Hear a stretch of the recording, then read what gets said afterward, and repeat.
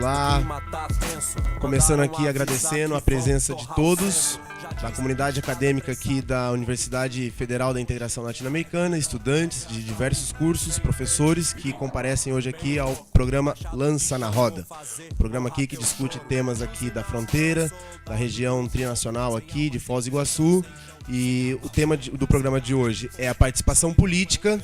E para discutir esse tema, a gente conta aqui com as presenças da professora Gisele Ricobon, do curso de Relações Internacionais da UNILA.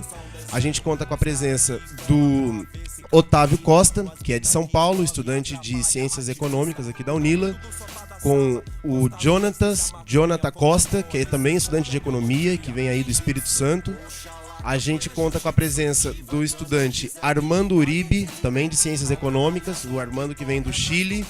E a gente conta aqui com o Jimmy Carter, que é estudante de Antropologia, pernambucano, e que vai estar aqui hoje colaborando aqui, problematizando e fazendo o seu relato pessoal aqui sobre experiências de participação política. A gente conta também com a participação de estudantes aqui na plateia, mais estudantes que estão ali, estudantes de diversos cursos aqui da Universidade Federal da Integração Latino-Americana.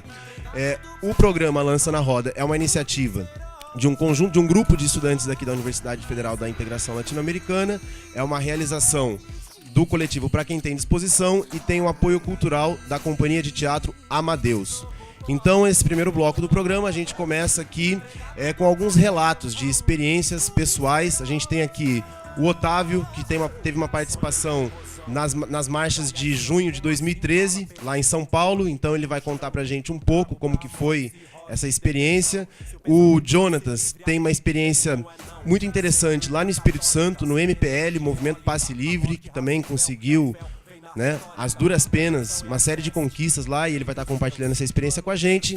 A gente conta aqui com o Uribe, que vai contar pra gente um pouco do movimento estudantil lá no Chile. O Chile, que a gente sabe que dentre todos os movimentos sociais, o movimento estudantil tem muita força, e ele vai estar compartilhando aqui também alguma experiência com a gente.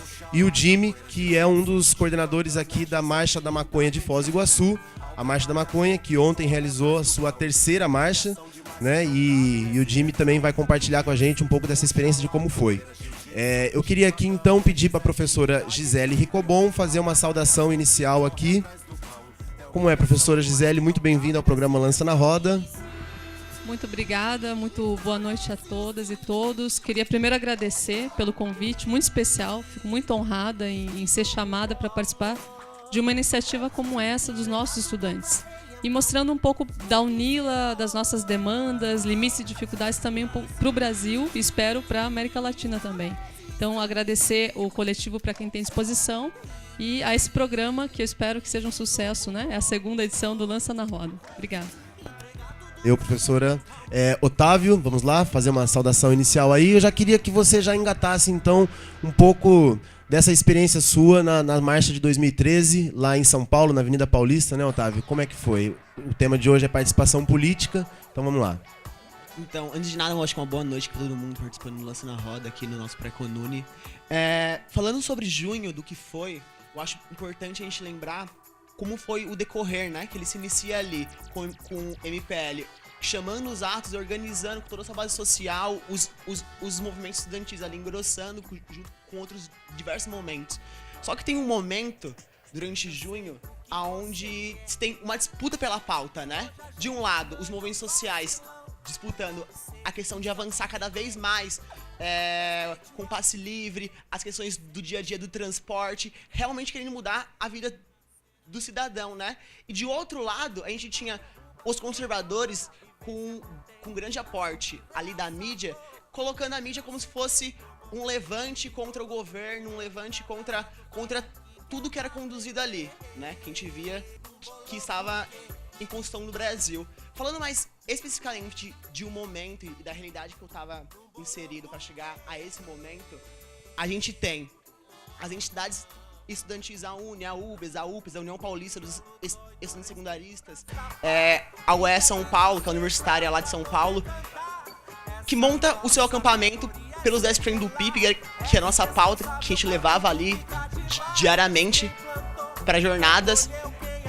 E no seu último dia de mobilização ali da jornada que o MPL convocou, a gente tem o maior ato, né? Onde ele acontece na Avenida Paulista, com a presença gigantesca de várias camadas dos setores sociais, desde os mais baixos aos mais altos, e um grande bloco dos movimentos organizados, porque dentro das manifestações de junho, desde o seu primeiro dia, se tem uma aversão aos partidos, às entidades, às bandeiras políticas, a tudo, e no seu último dia ela se junta, isso tudo se junta com os conservadores, com os fascistas que estavam ali e expulsa os movimentos sociais, né? De uma maneira onde que a gente não esperava, que quando você monta uma passeata, quando ela é chamada para um organismo dos movimentos sociais, né? A gente sempre espera a unidade entre todos, entre a passeata, por uma pauta comum. Mas pelo modelo que foi construído, junho em São Paulo, teve uma grande dispersão disso e o que ocasionou, né? No último dia que a gente vê todos os movimentos sociais organizados, tanto os anarquistas, tanto as entidades se retiram porque vê que aquilo realmente não era uma manifestação por povo, por coisas, por pautas justas, e sim, ela foi tomada pelos conservadores com a exclusão dos partidos e de todos os movimentos, né? E você estava ali junto com esses movimentos de partidos, sofrendo essa repressão aí, então, desses grupos conservadores que estavam na Avenida Paulista. Assim, o modo que eles constroem, assim, pra vocês perceberem como foi... Fala mais perto do microfone. A repressão a gente tinha um grande bloco. Que tinha desde o PT ao PSTU, a todos os movimentos, a UNE, MST, ali. E atrás desse movimento tinha uma grande barreira dos sindicalistas que segurava um outro bloco de fascistas, conservadores, que queriam realmente entrar para dentro do bloco para acabar com ele, entendeu? Para destruir, para bater nos militantes de todo mundo ali. Bom, essas foi uma dentre muitas experiências de participação na política que você teve, né? Eu queria agora então que o Jonathan compartilhasse com a gente como foi no Espírito Santo essa experiência do movimento Passe Livre, Jonathan. Conta pra gente. Olá, boa noite primeiro. Bom, eu sou militante do Levante Popular da Juventude, mas há um tempo para trás, foi antes ainda de 2013, a gente refundou lá na Grande Vitória o movimento Passe Livre. A minha participação em qualquer processo de disputa, de política, de debate, ela foi muito por uma condição muito específica de finança, vamos dizer assim. Que eu tinha saído do emprego e aí eu tava distribuindo currículo, e aí eu vi que eu tinha gastado R$600 de passagem só para distribuir currículo para arrumar um emprego.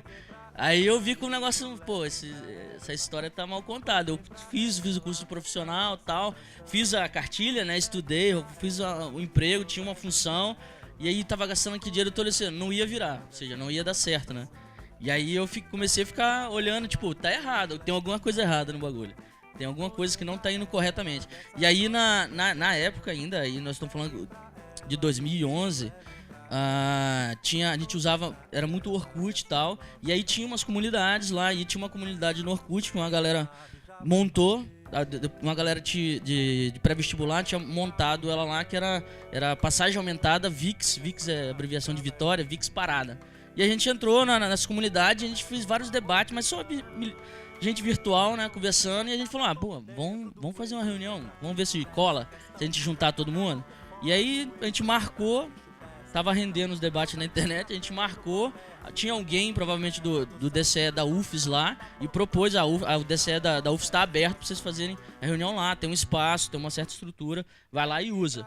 E a gente foi lá, juntou um monte de maluco vindo pelo Orkut na internet e fez a reunião lá, te deu 50 cabeças, e aí a gente falou, já dá pra gente fazer alguma coisa. E a gente começou a se organizar, a gente chamava de movimento contra aumento, e a gente começou a fazer, a se organizar e começar a fazer manifestações. E a gente foi muito incisivo, chegou um momento que teve a eleição 2010, 2011, entrou o governador. E ele já entrou levando porrada. Em janeiro, nas férias ainda, ele já estava puxando manifestação. E teve um momento que a gente estava fazendo 2 manifestações por semana. Na terça e na quinta, E A gente foi seguindo e fez umas 12 manifestações, aí sempre dando um pouquinho de pessoas. Se desse 100 pessoas, a parada tinha dado super certo, né? E aí a gente foi fazendo, aí nesse processo da gente estar constantemente em assembleísmo, a gente foi vendo que, tipo, dava pra gente devia ter em algum lugar o conhecimento de classe, vamos dizer assim. Que eu pensava, né? Eu comigo lá, pensava, mano, a gente deve ir pra rua, no mínimo, no meio da Revolução Francesa. Não é possível que a gente não aprendeu nada. A gente deve ter aprendido a fazer a coisa direito, né? Porque toda vez discutindo as mesmas coisas, agarrado naquele negócio de assembleia e tal. Deve ter outra coisa. Aí a gente foi, nesse processo, que encontramos uns militantes do Movimento Passe Livre, que tinha acontecido uns 5 anos atrás, mas eles tinham solto. E na época eles tinham conseguido abaixar a passagem. Eles baixaram a passagem, fizeram com que o governo subsidiasse e conseguiram o passe livre para estudante do fundamental, né? E aí a gente juntou com eles foram passando, a gente começou a estudar algumas coisas e a gente foi se organizamos por umas 7, 10 pessoas só.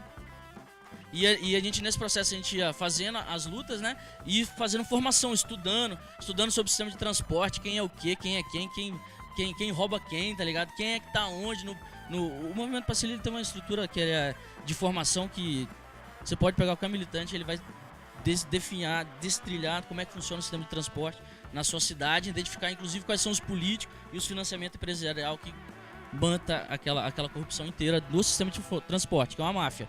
E aí, nesse processo, a gente foi juntando e a gente chegou num ponto que é bastante desgastante, né? E aí a gente chegou no ponto que, vamos fazer o seguinte, tá muito enxuto, porque as pessoas as aulas começaram a trabalhar, enfim, tá ficando muito pequeno, né, as paradas. E a gente falou, vamos marcar uma para daqui a 2 meses. Uma manifestação só, daqui a 2 meses. Mas também não vamos fechar a cidade. Bom, isso era 7 moleque, né? Isso era 7 moleque, e ele falou, vamos. Aí a gente marcou e começou a fazer, a Vitória vai parar. Começou a divulgar, assim, que Vitória ia parar, a galera pichou, a cidade inteira, falando que 2 de junho Vitória ia parar. E aí a gente tava chegando perto, eu achei, mano, vai dar só nós 7, nós vamos apanhar pra caralho na rua, mano. Mas vai nós 7. E aí, quando chegamos, aí a gente acordou, marcamos pra 7 horas da manhã a manifestação. Então a gente acordou umas 4h30 da manhã pra ir. Eu falei, mano, acho que não vai dar nem os 7, vai dar os 5. Na hora que chegamos lá, tinha 70 pessoas. E fechamos, e ficou fechado, nós achamos um gargalo na cidade. Nós travamos o trânsito da cidade e as indústrias e as siderúrgicas, os transportes de trabalhadores siderúrgicos, que travou a cidade. O engarrafamento atingiu, foi 4 cidades, a Grande Vitória, né? São 4 cidades unidas na metrópole ali. O estacionamento fechou as 4 cidades. E aí ficou um caos, o governador não quis sair metendo porrada em todo mundo, que era a primeira coisa de mandato dele, era bater nas pessoas, e ele não quis, ele quis evitar isso, mas foi indo, ficou 5, 6, 7 horas a gente fechando a cidade inteira, e aí rolou uma pressão da siderúrgica pro governador, expulsa esses moleques na porrada aí. E aí eles vieram e expulsaram a gente. E foi bomba, e a TV já tava lá, imagina, 5, 6 horas, tava toda a estrutura lá, filmando aquilo, né? E aquilo foi noticiado no jornal do almoço, ao vivo, e o pau comendo tudo. E aí a gente pegou e dispersou, e a gente combinou assim, nós vamos pra UFSC lá na Federal, a gente não apanha. Aí a gente foi lá, se reuniu lá dentro, e aí a gente lá dentro começou a rolar o burburinho, né, sabe? Não sei se parece que alguém deve ter passado de sala em sala e tal. E aí a gente foi e fez outra manifestação, ou seja, 2 horas depois a gente estava fazendo outra manifestação em frente à Federal. Só que aí já tinha 400 pessoas, né? E aí a gente foi e ficou lá, e daqui a pouquinho veio o choque, a cavalaria expulsou todo mundo na porrada também, tudo de novo. E aí a gente dispersou e marcou para 5 horas, dali umas 2 horas. Chegamos e a gente fechou, e a gente ia fechar o pedágio, que é o pedágio da ponte, que tem uma ponte no meio das 2 cidades, né? A gente, vamos fechar esse pedágio, vamos abrir as cancelas, vai todo mundo passar de graça. E aí nós fomos, quando a gente marcou, aí já tinha 800 pessoas. E aí foi indo, eu sei que de 7 da manhã a gente foi dispersar, na verdade, de tanto correria, umas 10 horas da noite. E ficou de 7 da manhã, 10 horas da noite tomando porrada em tudo quanto é lugar. E aí a gente marcou, vamos amanhã, já que deu 800, amanhã vai dar 1.200, né? Falei, vamos marcar amanhã, e saiu divulgando em Twitter e mensagenzinha e tal. E aí quando chegou no dia seguinte, quando chegou às 5 horas lá no dia seguinte que tinha marcado, tinha mais de 7.000 pessoas. E pra nossa cidade lá, isso é muita coisa. Naquela época, então, antes de 2000, depois de 2013 ficou fácil. Mas antes de 2013, você juntava 100 pessoas, era com lucro. E aí tinha 7 mil, aquele garanhão, e a gente foi pra cima. E aí a situação ficou tão tensa assim, que eles botaram mais de 300 cavalaria, de choque, tudo lá. E a gente olhou assim, mano, como é muita gente, vai dar uma merda muito grande. Vai ser ou o governador sai da frente, tira a cavalaria, ou então vai ser o maior massacre do Estado, né? O Estado não tinha mobilização lá. E vai ser sinistro. E aí, quando foi chegando perto, a cavalaria começou a recuar, tirar as tropas, nós abrimos, quebrando tudo, arrancamos as cancelas e abriu. E aí, o governador teve que articular com a gente, teve que receber a gente em reunião e a gente continuou fazendo manifestação. E aí, no final do processo, enfim, depois que ele já tinha perdido a questão política mesmo, e a população estava toda com a gente conseguiu vários avanços, a gente conseguiu que o governo fosse puxar uma conferência nacional de mobilidade urbana, nacional não, conferência estadual de mobilidade urbana, conseguimos a ampliação do passe livre, a gente conseguiu esticar a passagem gratuita, né, para ir voltar da escola para os universitários, que eram de baixa renda, para os cotistas, para os pró-unistas, né? Para os pró-unistas das particulares, e aí ele fez uma leizinha lá, e aí ele botou, né? Aproveitou que tinha o nome do socialista no nome lá, no partido e botou lá, fez toda uma justificativa ideológica de incentivo à educação, de blá blá blá, e eles cederam o nosso argumento, né? E aí fez o caos na cidade e a gente conseguiu vários avanços e foram seguindo avanços, implantação alguns modais diferentes, ciclovia, isso tudo saiu disso ali, de 7 malucos com disposição e com estudo para fazer a parada. E aí esse é o acúmulo nesse ponto lá do Movimento Passe Livre. Legal. Que a gente fez lá. Uma experiência interessante, então, de participação política e que deu resultado, né? E então eu queria passar aqui pro Armando Uribe, que é aqui um estudante de economia, companheiro aí do Chile, né? Lá do sul do Chile, do frio, né? Da Patagônia, e vai compartilhar com a gente aqui então a experiência que ele teve ainda enquanto estudante no secundário, ¿no fue?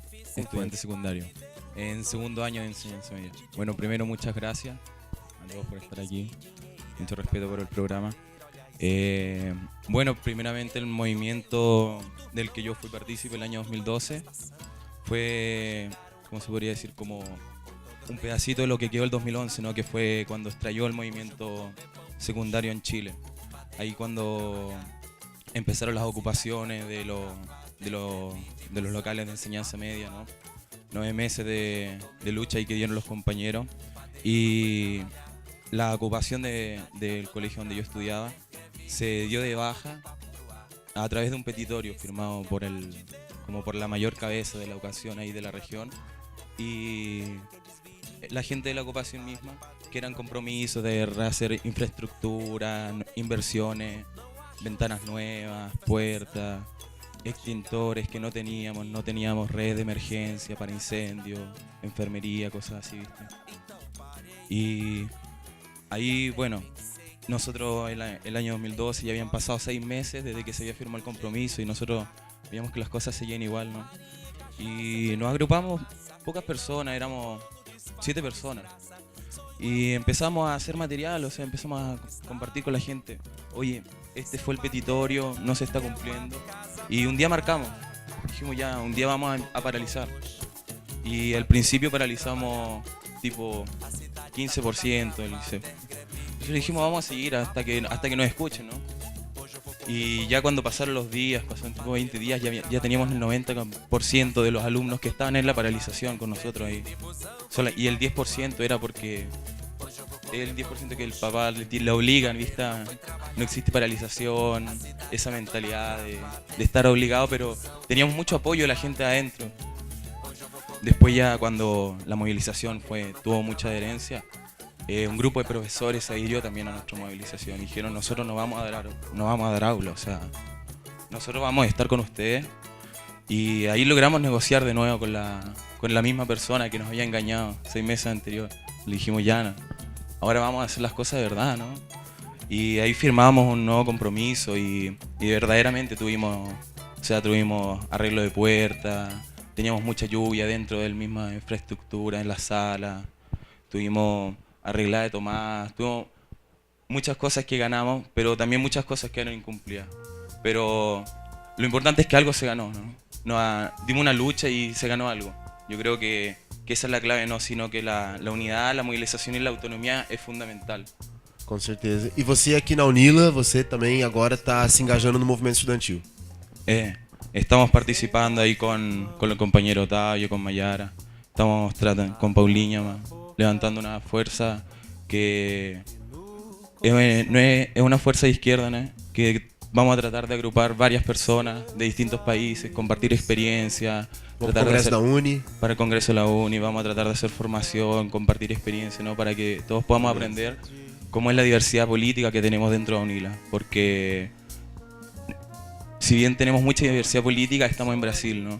Tenemos que regirnos por Brasil. Pero haciendo en conjunto ideas se pueden conseguir grandes cosas. No segundo bloco, inclusive, a gente quer tratar disso com a professora Gisele. Essa questão da participação política, sobretudo de vocês estrangeiros, né, que estão aqui. Valeu, Uribe. Graças. Queria agora que o Jimmy compartilhasse com a gente um pouco da experiência da... Queria que o Jimmy falasse um pouco da terceira marcha da maconha, que aconteceu ontem aqui em Foz do Iguaçu. O Jimmy tem uma larga história para contar, porque ele está engajado desde a primeira marcha, né? Assim como eu, que sou também um fiel partícipe da marcha desde a primeira edição. Mas ontem, especialmente, teve um fato interessante que eu queria que o Jimmy, então, contasse aqui pra gente. Como que foi, Jimmy, ontem a marcha? Tá, beleza. Boa noite aí, galera.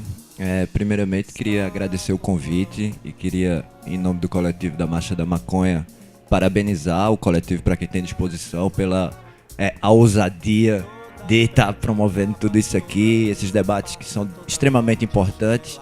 Acho que o tema participação política é fundamental para a gente compreender o que é a participação política, como ela se dá nesse processo hoje. Acho que é fundamental aí o que o companheiro Jonathan fala da formação política. Acho que os movimentos, eles se qualificam e eles ganham eles têm mais conquistas quando eles têm uma formação política que lhes qualifica a medir o tamanho da ousadia, até onde é que a gente pode ir, e também as necessidades organizativas, como se organizar para fazer cada coisa.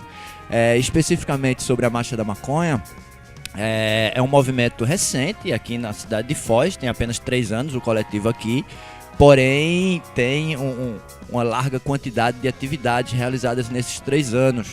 E a última atividade, ou a mais recente na realidade, aconteceu ontem com a realização da terceira edição da Marcha da Maconha das Três Fronteiras, que, como o Rafael disse, nos coloca no mesmo patamar de grandes marchas do Brasil, como a Marcha de São Paulo, a Marcha do Rio de Janeiro, a Marcha do Recife, a Marcha de Fortaleza e tal.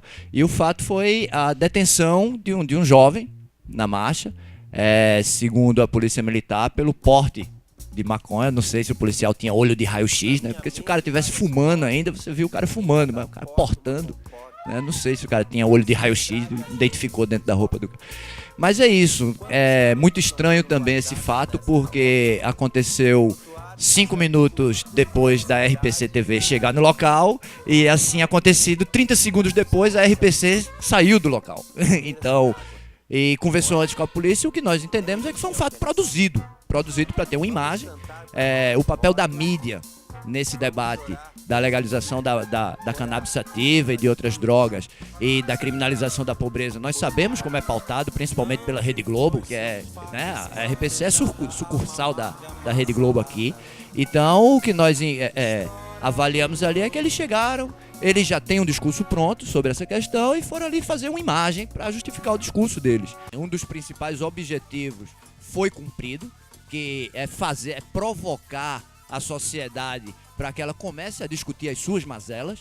Uma das mazelas que nós temos hoje no campo social é a violência, a criminalização do pobre, o encarceramento em massa de pessoas, principalmente jovens, negros, em situação socioeconômica vulnerável. Então, assim, e nós chegamos em casa às 11h30 da noite, eu tava vendo lá, né, fazendo a pesquisa na internet e tal, e identificamos um grupo chamado, eu acho que Elogios e Críticas ao Comércio de Foz do Iguaçu, aos estabelecimentos, e assim, e tinha uma postagem de um vídeo de 30 segundos da marcha, e tinha 182 comentários. Gente batendo, gente apoiando, Então, nós atingimos o nosso objetivo. Um grupo que não tem nada a ver com o negócio, que não é o nosso público-alvo, é um grupo para fazer outro debate, mas que começou a debater a questão da criminalização da maconha. Então, assim, provocar esse debate na sociedade, fazer com que a sociedade faça esse debate cara a cara e tal, e evolua nisso, e evolua no entendimento disso, é o grande papel da Marcha da Maconha. E nós, não só por esse fato, mas por outros que nós identificamos de ontem para hoje, nós cumprimos o nosso papel e temos cumprido também. Identificamos que na marcha de ontem, nós contávamos, a Marcha da Maconha, o coletivo nasceu dentro da UNILA, né? A primeira marcha foi organizada, contou com cerca de 130 pessoas, mais ou menos. Desses 130, mais ou menos 90 ou 100 eram estudantes da UNILA. A marcha de ontem, nós conseguimos reverter isso, ou seja, cerca de 10% eram estudantes da UNILA, o restante, deu em 150 pessoas, o restante eram pessoas da cidade. Isso é importante porque a gente conseguiu estabelecer esse diálogo com a cidade, uma cidade que sofre muito com a questão da droga, da violência, do tráfico, do descaminho e tal, e nós estamos conseguindo estabelecer esse diálogo com a cidade e fazer com que a cidade se manifeste, venha participar. Acho que o papel da universidade de chegar aqui e provocar a cidade é importante, e aí ver isso acontecer, a cidade se empossando disso, entende? Se empoderando desse espaço e fazendo e levando as discussões que a cidade já tem há algum tempo para a rua. Eu acho que é o principal papel que nós cumprimos. Valeu, eu tava lá na marcha, parabéns, foi muito maneira a marcha. Eu queria agora, assim, para encerrar esse primeiro bloco, que a professora Gisele dissesse um pouco, assim, com base nesses relatos, né? Porque a professora está cercada de estudantes aqui e cada um com uma bagagem muito grande, né? Uma bagagem, assim, de participação muito interessante. Como é que é lidar com essa realidade tão interessante, tão distinta aí com esses estudantes? Muito bem. Bom, primeiro é um desafio imenso, né? Quando o professor assume a posição de gestor, que ele se dá conta das responsabilidades que tem para atender essas expectativas. Agora não é novidade, né? Porque quem vem para a UNILA consciente do projeto sabe da diversidade e a complexidade que vai encontrar aqui dentro, ou pelo menos deveria saber, né? É interessante que isso não assusta, não amedronta aqueles que participam ativamente de forma política também. Eu tenho uma história do movimento estudantil também. Desde o segundo grau, sempre participei das representações estudantis. Na minha faculdade também participei, fui do centro acadêmico, fui oradora, fui candidata no centro acadêmico. Faz parte da minha experiência, da minha história de vida, esses processos também de participação política. E vejo com muita naturalidade que essas demandas venham e elas fazem parte do processo educacional também e refletem a necessidade da universidade estar vinculada aos grandes temas nacionais e regionais. Não há como se imaginar, e há um discurso muito... Não é próprio da UNILA, mas é um discurso muito que pauta a paridade também, que é o discurso da cientificidade, né? Aquela ideia de que nós fazemos ciência e você não, né? Eu fui muito criticada já, sempre está no processo político, foi do sindicato, criou o sindicato, fundou o sindicato, e não faz ciência, não produz conhecimento. Primeiro que eu acho uma arrogância imensa o indivíduo dizer que faz ciência, né? Segundo que a ciência ela também tem que estar comprometida com a sociedade. Não adianta a produção técnica, tecnológica para atender os interesses das grandes corporações. Há uma dificuldade, isso não é negar a importância da tecnologia, do desenvolvimento social, da engenharia, né? De forma alguma. Mas é pensar que esse conhecimento, a produção do resultado do conhecimento científico, ele tem que estar determinado por uma ação que atenda os interesses da maioria da sociedade. Eu vejo, portanto, com muita naturalidade. É claro que, quanto gestor, você dorme menos, porque tem que atender um conjunto de expectativas que, às vezes, a própria estrutura institucional não te dá condições de atender. E quando o estudante pleiteia mais assistência estudantil, maior participação, condições de infraestrutura, está legitimado por todas as pautas. Mas às vezes aquele que tem que atender essas demandas também está sozinho, né? Ele não tem um suporte institucional para responder adequadamente a cada um a cada uma dessas demandas. Agora, faz parte, porque sem movimento, sem pressão, sem debate de ideias, sem participação política, não existe universidade. Eu não vejo a universidade como algo estático, só em laboratório. Também é, né? Também produz conhecimento, mas ele tem que ser independente, autônomo e voltado principalmente para o desenvolvimento social da maioria da população, senão não faz sentido nenhum. Valeu, professora. Bom, a gente então caminha aqui para o final do primeiro bloco do programa, já anunciando que o segundo bloco a gente vai discutir um tema que a professora já citou aqui, que é a paridade, né? A gente vai... O que é paridade, né? Primeira pergunta, o que é paridade? Então tá aqui a professora, tem alguns estudantes aqui também que têm um entendimento do que vem a ser paridade, tem algumas dúvidas, outros têm algumas certezas, e a gente vai saber então agora no primeiro bloco. Eu quero agradecer a presença de todos, valeu! Que no meio do caminho da educação havia uma pedra, e havia uma pedra no meio do caminho.